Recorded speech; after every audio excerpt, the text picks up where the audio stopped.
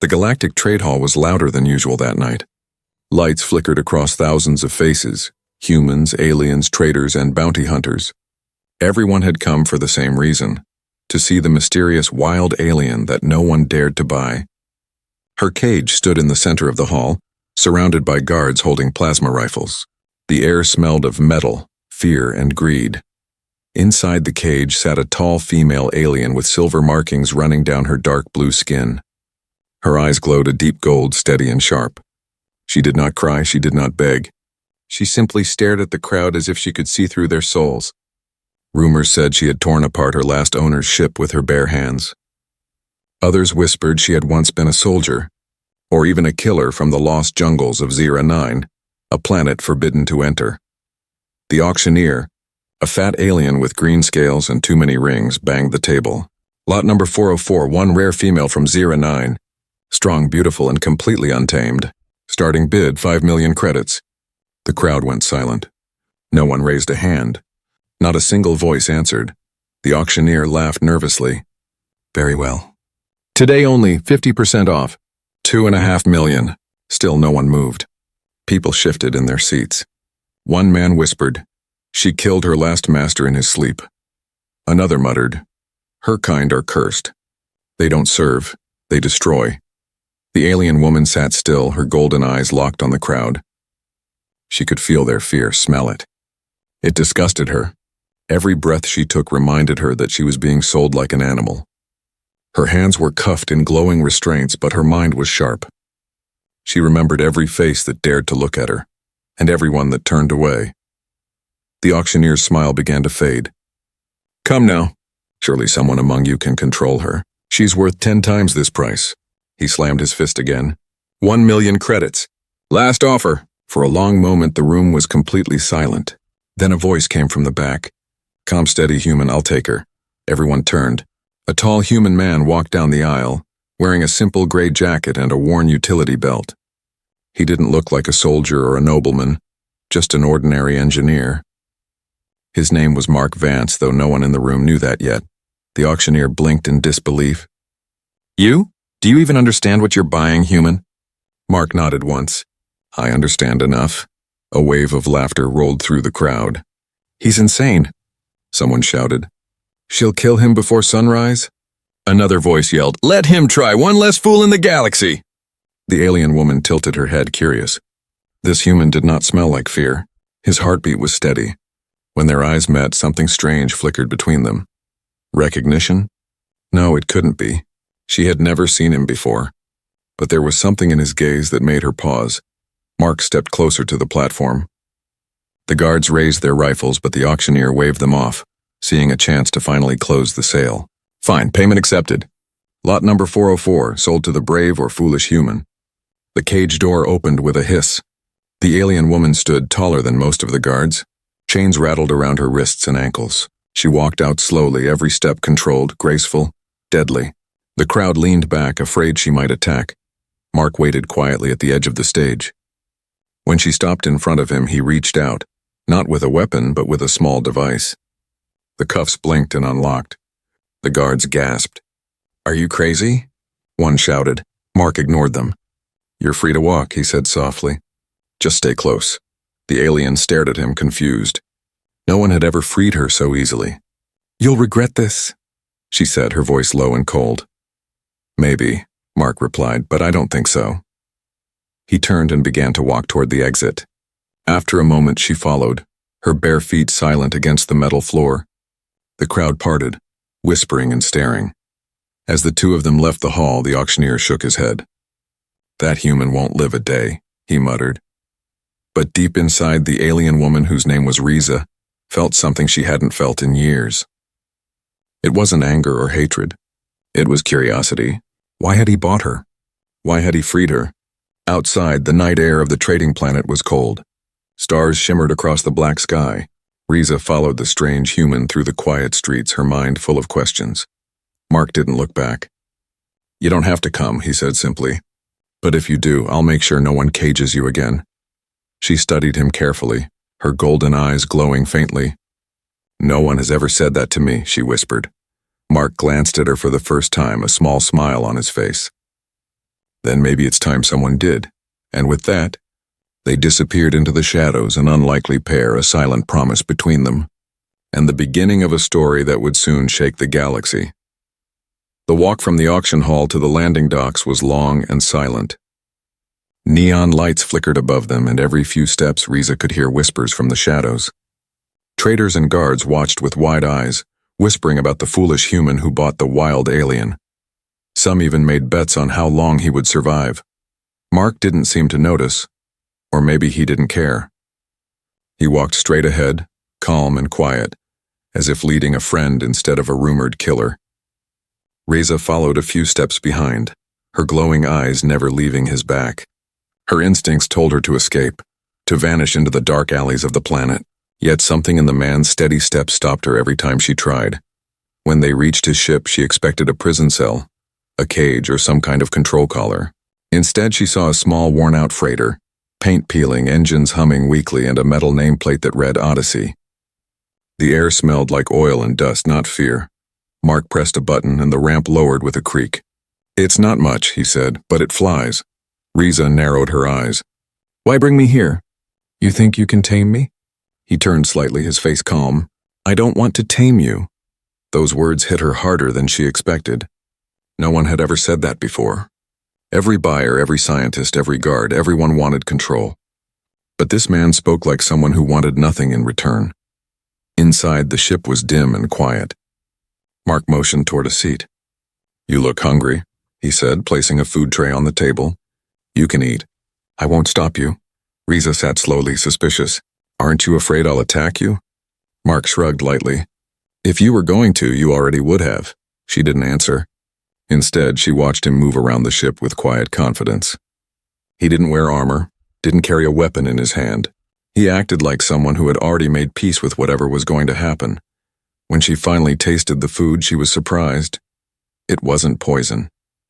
Just warm soup and soft bread. Her kind didn't usually eat human food, but hunger didn't care about pride. Mark sat across from her, working on a small device, fixing wires with careful hands. "You're not what they said," he said after a while. Riza frowned. "And what did they say?" "That you're a monster." Her eyes flashed gold. "Maybe I am." He looked up, met her gaze, and smiled faintly. "Then you're the calmest monster I've ever met." Riza didn't know how to answer that. No one had ever looked her in the eye like that, without fear, without pity. Just truth. Hours passed. The ship took off quietly, leaving the bright planet behind. Through the window, the stars spread out like silver dust. Riza sat beside the glass, watching them. She had been caged for so long that freedom almost felt like a lie. Mark checked the navigation screen. "We'll head toward the outer belt, no patrols there." She turned toward him. "Why are you helping me?" He didn't speak for a long time. Then he said softly, "Because someone helped me once, when no one else would." His tone was simple, but Riza could hear the truth in it. She wanted to ask more, but something in his voice told her to stop. Later that night, as the engines hummed and the galaxy glowed outside, Mark lay resting near the control chair. Riza stood quietly in the dark, watching him. She could have ended him easily. One strike, one move. No chains, no guards, freedom. But she didn't. Instead, she whispered, "You're strange, human." Mark's eyes opened slightly, though he didn't move. "So I've been told." She blinked, surprised that he was awake. "You weren't asleep?" "No," he said, smiling faintly, "just listening." "For what?" "For you to decide if you'll run or stay." Riza fell silent. She didn't know the answer herself. The human's calmness was unsettling. It wasn't arrogance, it was faith. Faith that she wouldn't harm him.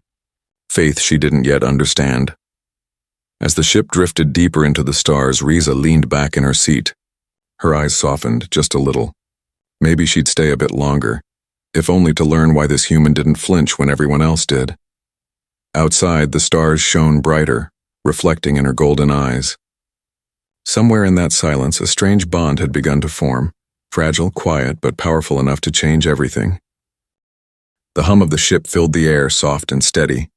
Riza sat in silence, her golden eyes watching the stars slide past the window like rivers of light. She hadn't spoken much since leaving the trade planet. Mark worked quietly near the control board, fixing wires and adjusting screens that blinked in tired colors. The silence wasn't awkward, It was heavy, full of thoughts neither of them wanted to say.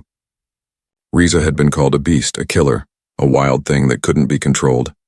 Yet this human, calm and ordinary, treated her as if she were just another traveler. No chains, no commands, no fear. That made her more uneasy than any prison. When Mark placed a blanket near her chair, she frowned. "Why do you keep doing this?" He looked up, his brown eyes calm.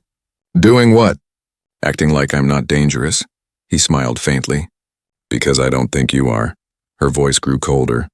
"You don't know me, human. You don't know what I've done." Mark leaned back in his chair. "Maybe. But I know what I see now. And what I see isn't a monster." Riza turned away, her claws tapping against the metal floor. "You're either brave or foolish."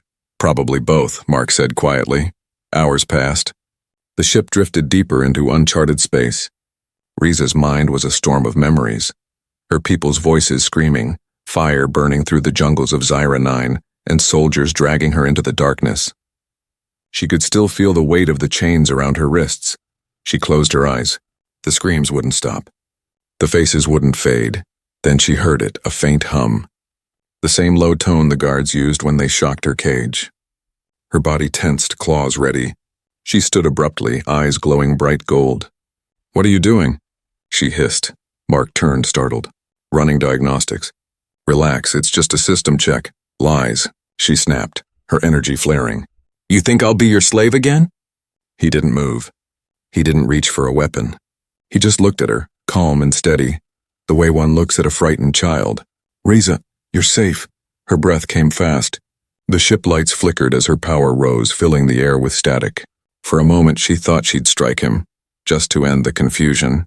But something in his voice, soft, human, real, cut through the noise in her head. "You're safe," he said again. The glow in her eyes faded slowly. She stared at him, stunned. No one had ever used that word for her. "Safe," she repeated softly, like she was tasting it for the first time. Mark nodded. "No one's chasing you here. No one owns you, not me. Not anyone," her claws lowered. She sat back down, breathing heavily. The silence returned, but this time it wasn't cold, it was strange, gentle. Later that night, while Mark slept near the console, Riza walked quietly through the ship. She touched the walls, feeling the hum of the engines. There were no traps, no locks, no security systems aimed at her. It was the first time she had ever been somewhere that didn't try to contain her. She stopped near a small mirror in the hallway. Her reflection looked back, a scarred face, eyes like burning suns, shoulders heavy with old pain. "A monster," she whispered to herself. But then she remembered how Mark looked at her. Not with fear. Not with pity. Just quiet understanding. And for the first time, she wasn't sure if monster was the right word anymore. When she returned to the cockpit, Mark was still awake, adjusting the nav controls. He smiled faintly. "Can't sleep?" "I don't sleep much," she said. "Too many memories," he nodded. "Yeah, I get that." Riza tilted her head. "You talk like someone who's lost something too." Mark didn't answer right away. Then softly he said, "Maybe, but not everything that's lost stays gone." Riza didn't understand his words, not fully. But they stayed with her. As the ship drifted through the dark sea of stars, she looked at him again, this fragile human with no armor and no fear. There was something about him she couldn't explain, something that made her heart beat slower, calmer. For the first time in years, Riza allowed herself to rest. She leaned her head back, watching the stars outside fade into streaks of light. Somewhere deep inside her chest, beneath all the anger and scars, a small part of her whispered that maybe not all humans were the same. And this one might just be the first she could trust. The stars outside the ship had grown sharper, cold, white, and endless. Riza stood by the window, watching the galaxy stretch like silver ribbons. She had begun to feel something she hadn't known in years, quiet. For days there were no shouts, no cages, no voices calling her a beast. Only the soft hum of the engines and Mark's calm movements as he worked. But peace never lasted long in her world. That night, while Mark was checking the navigation charts, the ship's alarm started to beep, a slow, rhythmic pulse. Riza turned. "What is that?" Mark's eyes narrowed. "Tracking signal. Someone's found us." He ran to the control screen. Red dots blinked across the radar, spreading fast. They were surrounding them. Riza's chest tightened. She recognized the pattern instantly. Zira fleet formation. Her people. Her hunters. No, she whispered. It can't be. Mark looked at her. Who are they? My kind, she said bitterly. The ones who sold me. The radar flashed red again. The enemy ships had locked on. Moments later, the first energy blast struck their hull. The Odyssey shook violently. Alarm screamed. Mark held on to the controls, trying to steady the ship. Hang on, he shouted. Riza braced herself as another blast hit. Sparks flew from the ceiling. Smoke filled the cockpit. The engines coughed like dying beasts. They'll destroy us before we can jump, Mark yelled. Riza's eyes glowed gold. Not if I stop them. Before he could stop her, she ran to the main power core. The air around her began to shimmer. Energy flickered from her hands, dancing like lightning. Mark followed, coughing through the smoke. What are you doing? He shouted. Saving us, she answered. Her voice was calm, but her body trembled. I can fuse with the ship's energy system. Boost the engines. That could kill you. She turned, her golden eyes fierce. Better me than both of us. Mark didn't hesitate. He grabbed her wrist. We do this together. Tell me what to do. Riza stared at him, surprised again by his lack of fear. Slowly, she nodded. Fine. When I say now, release the energy valves. The next moment was chaos. Outside, the alien fleet fired again. Inside, Riza pressed her glowing palms to the ship's energy core. Her light spread across the wires, flooding every circuit. The ship began to vibrate violently. Now, she screamed. Mark slammed the valve switch. A surge of blue light exploded through the ship. The Odyssey leapt forward, faster than it had ever moved. The stars turned into blinding streaks as they jumped into hyperspace. For a long time there was nothing, just light and sound. Then silence. When Mark opened his eyes, the stars were calm again. The ship floated in deep space, far from the fleet. The alarms were silent. They were safe. He turned toward Riza. She had collapsed beside the core, her body dim, her skin flickering between blue and pale gray. Riza, he shouted, running to her side. Her breathing was weak. Did we make it? He nodded quickly. We're clear. You did it. A faint smile curved her lips. Good. Then I didn't waste my life on a fool. Mark shook his head. You're not dying. Not after that. He carried her carefully to the medical bay, a small, messy corner filled with bandages and old equipment. He placed her on the bed and began treating the burns on her arms. Her skin shimmered faintly, her alien energy flickering under the surface. Hours passed before she finally opened her eyes again. Mark was sitting nearby, half asleep, his jacket covered in engine dust. You stayed? She said softly. He looked up, smiling tiredly. Of course I did. Riza studied him for a moment. You risked everything for me. Why? Mark shrugged. Because you did the same. She turned her head slightly, looking at the stars through the small window. You're strange, human. No one from your world would risk death for a stranger. Mark chuckled. Then I guess I'm not like the others. Her eyes softened. No, you're not. Outside, the ship drifted silently through the void. Behind them, the royal fleet searched the ashes of empty space, angry and confused. They had lost their prey. Riza closed her eyes again, feeling warmth spread through her chest, a warmth she hadn't felt in years. It wasn't just relief. It was trust. For the first time, she didn't see the human as weak or foolish. She saw something else, something her people had forgotten long ago. Courage, and she realized deep inside that maybe she wasn't running anymore. Maybe this was the beginning of fighting back. Riza awoke to the faint hum of the Odyssey's engines. The room was quiet except for the steady rhythm of the ship and the soft breathing of the human who had saved her. Mark sat slumped in the chair beside her bed, half asleep, his jacket still stained with smoke and oil. His hand rested near hers, not touching, but close enough that she could feel the warmth. For a moment, Riza just watched him. Humans were fragile things, so small compared to her kind, yet this one had faced down a royal fleet without flinching. He could have escaped alone, left her behind, but he hadn't. That puzzled her more than anything. She sat up slowly. Her body ached, and faint golden light shimmered beneath her skin where she had merged with the engine. You shouldn't have stayed, she whispered. Mark's eyes opened, groggy but calm. And missed the part where you saved both of us? Not a chance. She gave a small, quiet laugh, a sound she hadn't made in years. You're impossible.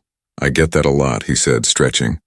Then, gently, You never told me who they were, the ones who attacked us. Riza hesitated. The truth had always been a dangerous thing, but after everything he'd done, she couldn't keep hiding it. They were my people, she said finally. The Zyra Dominion. Mark frowned. Your people hunted you? She nodded slowly. I wasn't always a prisoner, Mark. Once I was royalty. The words hung in the air like thunder. Mark blinked. Royalty? Yes, she said softly. I was the heir to the Zyra 9 throne. My name isn't just Riza. It's Riza Thin Kor, the rightful queen of the jungles and the 7 houses of Zyra. Mark stared at her, trying to process what she'd said. So, they sold their own queen? Her voice was calm but heavy with pain. They betrayed me. My council feared my ideas. Peace with outsiders, ending slavery, ending the hunts. They called me weak. When I refused to sign their war orders, they staged a coup. They branded me feral and sold me to the Galactic market to erase my name. She looked down at her hands. And it worked. To the galaxy, I became nothing more than a wild alien. A beast. Mark leaned back, silent for a long moment. You weren't just running from hunters, he said quietly. You were running from your own world. Riza nodded. Every day since they took my crown. The ship was silent except for the quiet hum of the engine. Mark stood and walked toward the control window. Stars glowed across the void like scattered gems. So what will you do now? He asked. Riza looked at him. What do you mean? He turned, his voice steady. You're not in chains anymore. You've got a ship, a pilot, and a name that still means something. You could go back. Her golden eyes darkened. Go back to what? A world that tried to destroy me? Mark shrugged. To finish what you started. For a long time, Riza didn't answer. Her fingers traced the scars on her wrist where the chains once burned. You think one exile and one human can take down a planet? Mark smiled faintly. I think revolutions have started with less. Riza stared at him, this simple, foolish, fearless man, and for the first time since her capture, she felt something new stirring inside her. Not fear, not pain, hope. She rose to her feet. If I return, they'll kill anyone who helps me. Then I won't help, Mark said, smirking. I'll just fly the ship where you tell me. Riza's lips curved into a small smile. You really don't know when to back down, do you? Nope. Silence fell again, but this time it was a different kind of silence, alive, filled with a shared purpose. Riza turned toward the stars, her eyes glowing brighter. If I go back, I won't go as a prisoner. I'll go as a queen. Mark nodded. Then let's go get your crown. The ship's engines roared softly, as if agreeing with their plan. Riza looked out into the vast blackness of space, where her home world waited. A planet that had betrayed her, but also the place where she would rise again. For the first time in years, her voice carried strength, not sorrow. The Wild Queen will return, she said quietly, and this time they'll remember who I am. Mark smiled, adjusting the ship's controls. Then it settled. We head for Zyra. Riza glanced at him.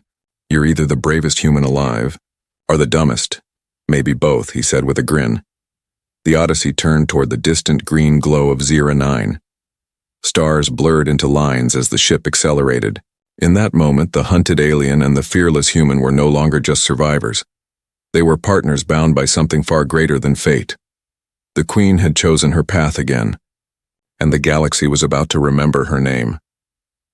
The planet Zyra 9 appeared in the distance like a green jewel floating in darkness. Its thick jungles glowed faintly under the twin moons, hiding secrets that had not been spoken for decades.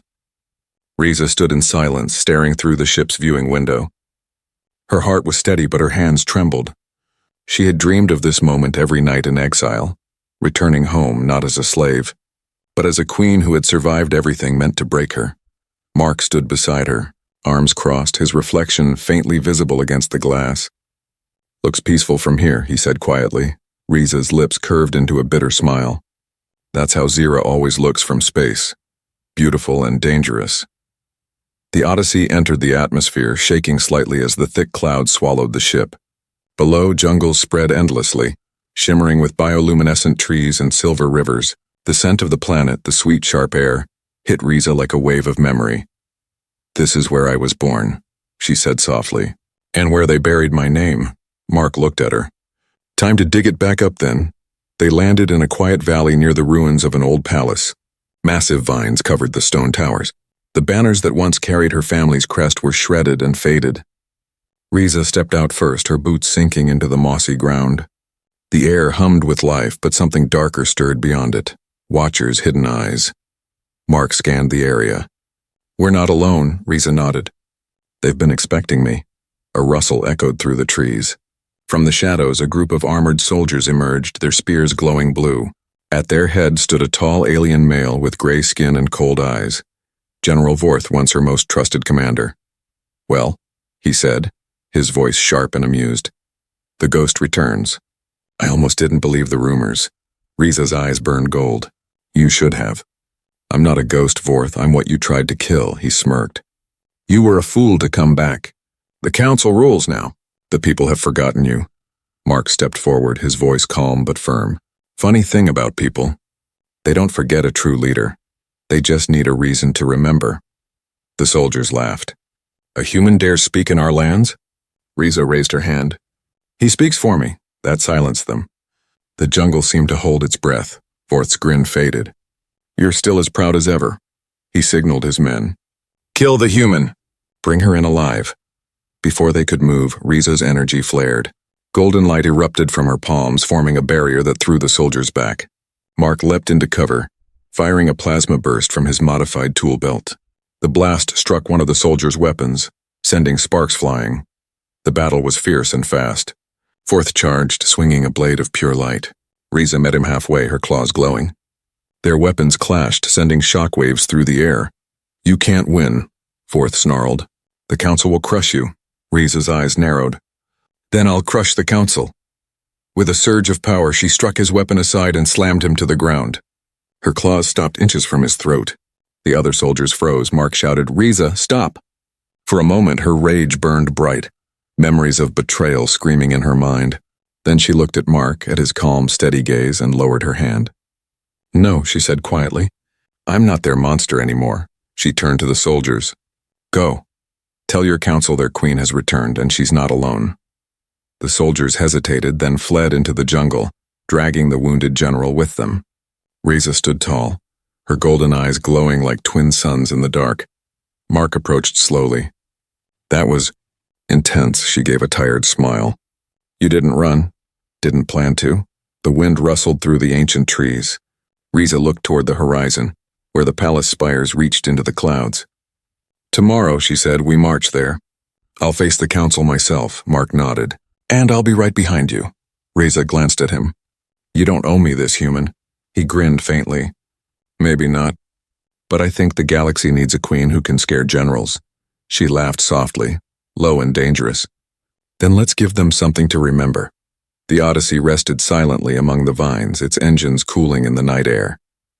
Above, the twin moons cast pale light on the two figures standing side by side, one human, one alien, united by courage and a promise of reckoning. Zira 9 had forgotten its queen, but by sunrise it would remember her name. The dawn on Zira 9 arrived like fire spilling over the jungle canopy. Golden mist rose from the rivers and the ruined palace glowed faintly in the morning light. Riza stood at the edge of the valley, armored in silver and gold. The ancient regalia of her house, once hidden, now restored. Her eyes burned with purpose. For the first time in years, she looked like a queen again. Behind her stood Mark, adjusting the strap of his rifle, though he knew he wouldn't use it unless he had to. He wasn't a soldier, not a king, not anyone important, but he was there because he'd promised he would be. "You're sure about this?" he asked. Riza looked toward the towering palace gates. "I've been running from them for half my life, no more. It's time to make them see who they sold." The palace was guarded by ranks of soldiers, banners waving under the wind. As Riza approached, every weapon aimed her way. A mechanical voice echoed from the walls. "State your name or be fired upon." Riza stepped forward. "My name," she said, her voice clear and fierce, "is Riza Thin-Kor, daughter of the first house, rightful queen of Zira 9. A shock ran through the ranks. The guards hesitated. They had all heard the stories, the cursed heir, the wild one, the monster who had vanished. Now she stood before them, alive and unbroken. The great doors opened with a deep metallic groan. Inside waited the council, the ones who had betrayed her, They sat on raised thrones, their robes shimmering with false purity. At the center sat Vorth, bruised but alive, his glare sharp as glass. "You should have stayed dead," he spat. "The galaxy has no place for your kind of mercy." Riza's eyes flashed gold. "No, General. It has no place for your kind of cruelty." The council murmured, but Riza silenced them with a wave of her hand. "You sold your queen to strangers. You turned my people into property. You turned Zira's honor into a market bargain." Vorth rose to his feet. "And now you bring a human into our hall? Proof of your weakness." Mark stepped forward unarmed, his voice steady. "Weakness? She faced your fleet with nothing but courage. She could have killed you, but she didn't. That's not weakness, that's strength."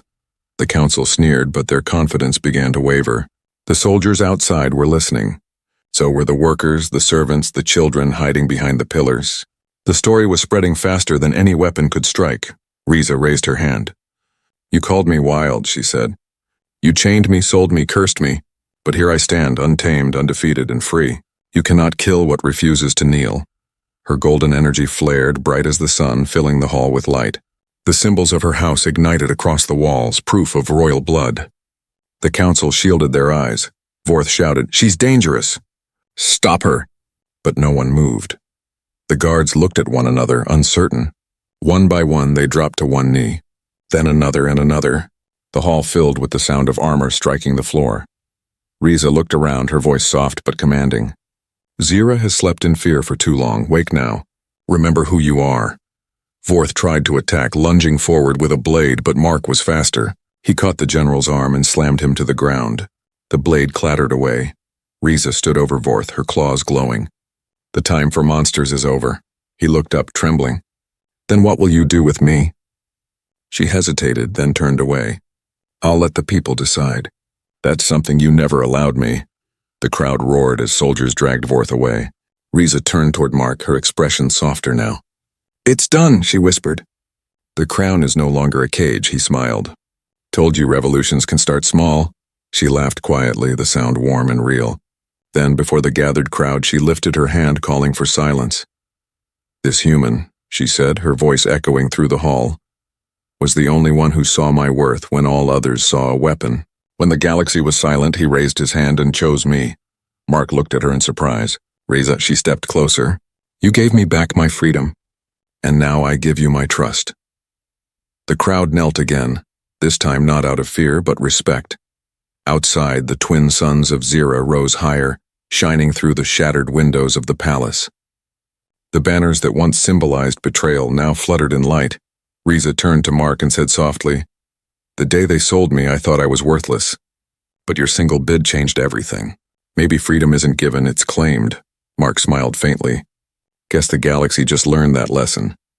And as the people of Zira chanted her name, Riza Kor, the wild queen, the human who once stood alone in a silent auction hall, realized that courage, even when quiet, can rewrite the fate of worlds, because one hand raised in defiance had bought not a slave but a legend.